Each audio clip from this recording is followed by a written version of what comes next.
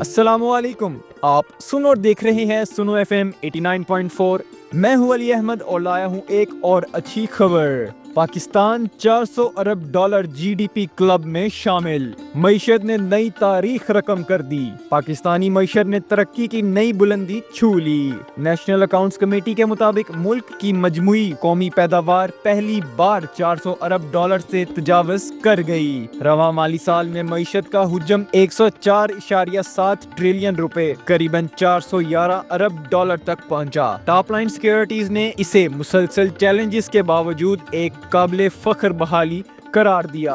حکومت کا ہدف ہے کہ 2035 تک معیشت کو 1 ٹریلین ڈالر تک لے جایا جائے۔ یہ پیش رفت نہ صرف ملکی معیشت کی مضبوطی کی علامت ہے بلکہ عالمی سطح پر پاکستان کی اقتصادی ساکھ کا اعتراف بھی ہے۔ خوشحال پاکستان، لا زوال پاکستان۔